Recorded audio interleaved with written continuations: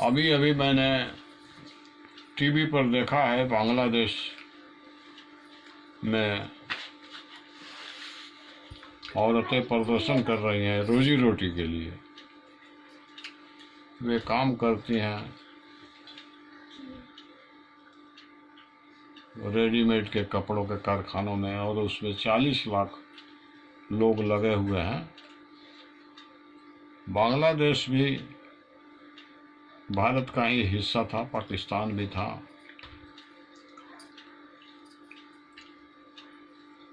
आज 70 साल हो गए हैं भारत को आज़ाद हुए। उसके बाद भी हम क्या इतना नहीं कमाते कि हमारी स्त्रियां, हमारे बच्चे उससे खा सके? उनको भी कमाना पड़ता है। उसके बाद वो भी नहीं कमाएंगे तो उनको भी भूखों मरना पड़ता है परिवार। ये कितने शर्म की बात है, 70 साल के बाद भी हम इस लायक भी नहीं हुए। जवाहरलाल नेहरू से जब किसी ने कहा था कि गरीबी नहीं दूर हो रही है, तो उन्होंने कहा था कि आज़ादी कोई जादू की छड़ी नहीं है जो एक दिन में गरीबी दूर कर दे। लेकिन आज तो 72 साल हो गए। वजह क्या है? अब फिर इसी में कुछ लोग गरीबी की बात क्या करें, दूर करने की बात क्या करें। भयंकर भयंकर पूंजीपति हो चुके हैं। उनकी दुकानें जमींदार के घरों के जैसे, उनके कारखाने रजवाड़ों की स्थिति में हैं। ये सब कैसे हो गया? ये कौन सी जादू की छड़ी थी? मैंने माना ये जवाहरलाल से पूछा गया था, लेकिन मैं अब तक की सरकारों से पूछता हूँ, जो भी सरकार हो, सरकारें तो परिवर्तित होती आई हैं, लेकिन इतनी सरकारें आई और गईं, वजह क्या है कि गरीबी दूर नहीं हो पा रही है, गरीबी और भी बढ़ रही? वजह क्या है? क्या एक ही आदमी का शासन है? सरकारें बहुत बनती है, लेकिन नहीं, एक ही आदमी का शासन है जैसे लगता है। खैर, वो विषय अभी हमारा नहीं है, अभी हम इस पर चिंतन नहीं करेंगे। अभी मैंने टीवी पर देखा है और सुना है बांग्लादेश की स्थिति बड़ी दयनीय है, अमानवीय है। किसी भी धर्म को मानते हो, कोई भी मुल्क हो, दुनिया का कोई भी मुल्क जहाँ मनुष्य मरते हैं, ये राजनीतिज्ञों के लिए, विश्व के राजनीतिज्ञों के लिए और पूंजीपतियों के लिए शर्म की बात। क्यों लोग भूखा मरेंगे? ऐसा प्रबंध क्यों नहीं? जब राष्ट्र संघ हमारे पास मौजूद है जो विश्व का प्रबंध करता है, तो एक देश में लोग भूखों क्यों मरेंगे और एक देश में लोग क्यों खाना खाएंगे? एक आदमी क्यों भूखा मरेगा, एक दूसरा क्यों खाना खाएगा? ये क्या मामला है? मामला कुछ गड़बड़ है, रहस्यमय है। एक षड्यंत्र चल रहा है सारे विश्व में, और वो षड्यंत्र निश्चित रूप से पूंजीवाद का है।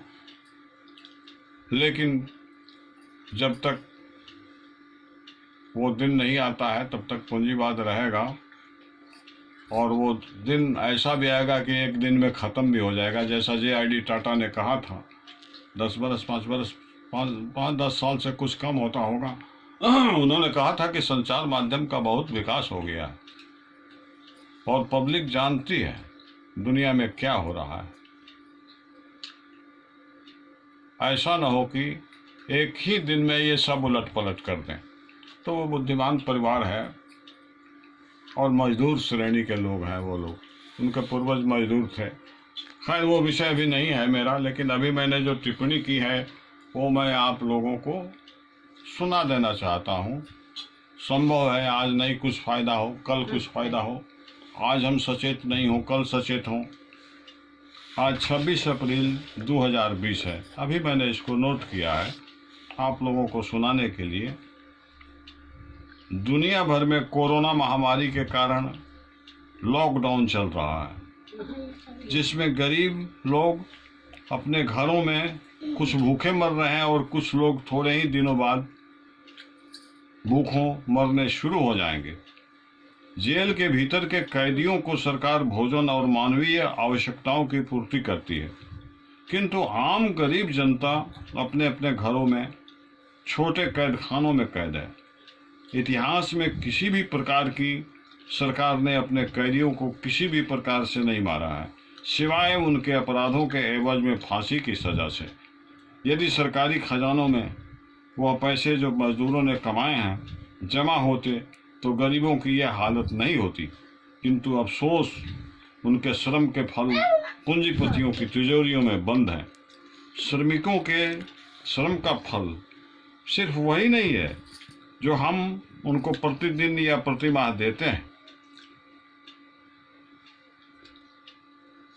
बल्कि वह भी है जो पूंजीपतियों के पास जमा हो चुके हैं। यदि हमारे संविधान में व्यक्तिगत संपत्ति के अधिकार के पीछे यह धारणा है कि श्रम के फल पर श्रम करने वाले का अधिकार होना ही चाहिए, तो पूंजीपतियों के सारे धन श्रमिकों की संपत्ति हैं।